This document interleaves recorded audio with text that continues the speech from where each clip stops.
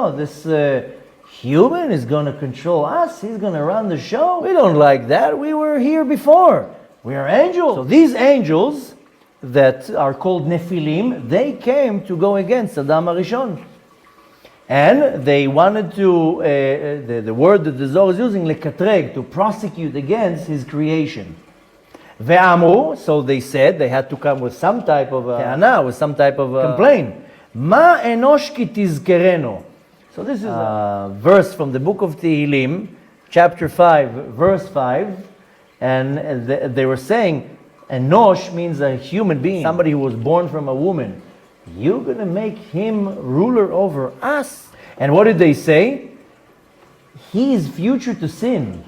We are not going to sin. We're angels. We are programmed. Angels can't sin unless they are programmed to sin. But if it's an angel, whatever their job is, they don't have a free choice. So angels are programmed. So the angels came and said about Adam HaRishon, why are you holding him so high? He's going to be, in the future, he will sin. He's going to be sinning. We know he's going to sin because he's a human being and he has a free choice. And we are going to be under his jurisdiction? No. We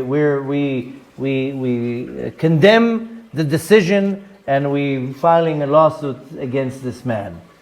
Amar lon kutsha brichu. So the master of the universe says, okay, I will answer you back. I'atun havetun letata kavte.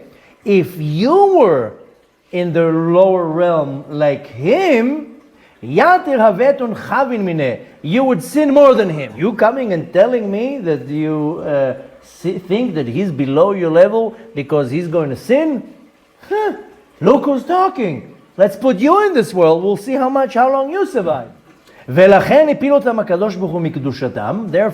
Kadosh Baruch Hu took these Nephilim, these angels, and he says, you're going against my decision. I decided that this human that I'm creating, Adam HaRishon, he will be greater than you. He will be above you in level, and he will control you. And you're coming and telling me he shouldn't control us or rule over us because he's going to sin in the future, meaning that he's lower? Who says that sinning is lower? Because he's going to have the ability of repenting. You don't have the ability of repenting, of doing tshuva. But nevertheless, you're saying that he's weak and he's going to sin. Let's put you to the test. Let's see what you're going to do. Let's see how much, as they say, put your money where your mouth is, right? You're saying he's going to sin. Let's see how you're going to survive in that world. And the Kadosh Baruch Hu degraded them, so to say, or removed their level of holiness, and he dropped them into this world, and that happened in the generation of Enosh. Now these are these Nephilim. Miyad vayiru bnei Elohim et bnot ha'adam vegomer. And the second that they were placed into this world, ding, they saw the girls. That's it. The rest was history. And he says vegomer. I didn't have to say anything. Just put them in front of the women. And the Zohar says chashku behon. Right away they lusted them, or they desired them, the women, of course. And right away went after them. They're like, forget about this wings. I don't need to be an angel. I'm staying here. And the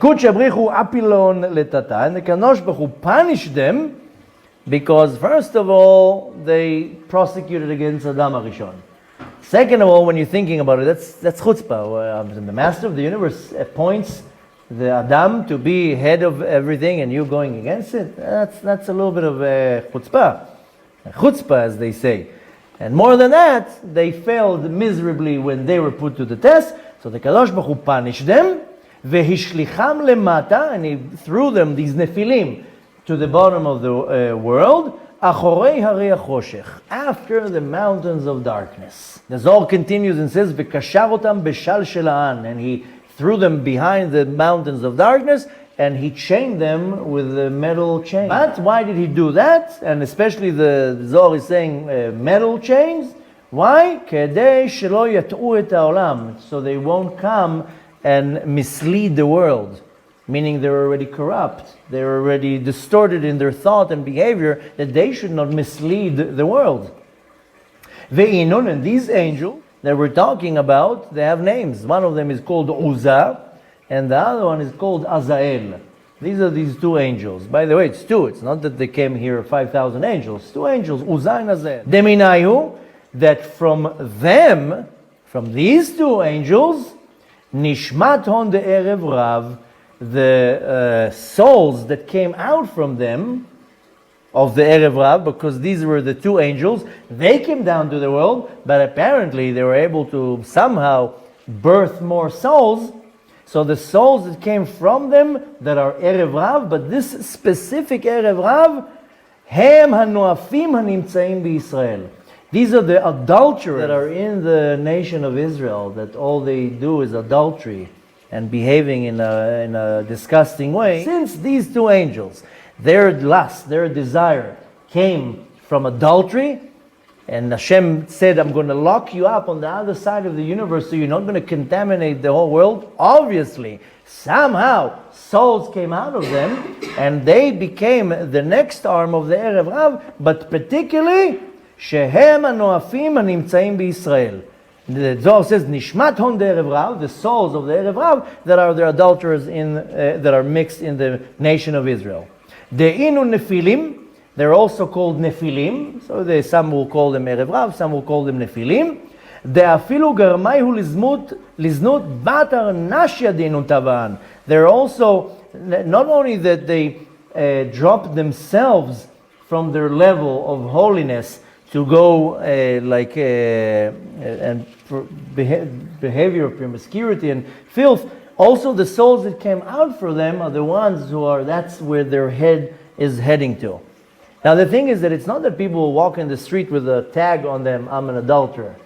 Usually they look like normal people. They look like normal people. Some of them even have beards and yarmulkes, and behind the closed doors they rape women, they rape kids, they do it without the raping. But people are very naive and very gullible that, people are nice and no, things like this only happen in the movies. No, they don't. Women are being raped every day, kids are being raped, sexually molested, and so forth. And, in many places it's brushed under the table, and especially in the religious Jewish Orthodox communities, it's completely brushed under the table. Chas v'shalom should not bring shame to the community. But that's a big thing, and that's why you see in the last few decades that the junk is surfacing up. And I'm talking only in the religious communities. Other communities it's maybe more common. But I don't think it's far away also from religious communities. And the sad reality is that if chas v'shalom a molester is being found in a Jewish community, he should be hanged by his private part in the middle of the square. Instead of that, they're all giving him immunity and hushing it down and quieting down.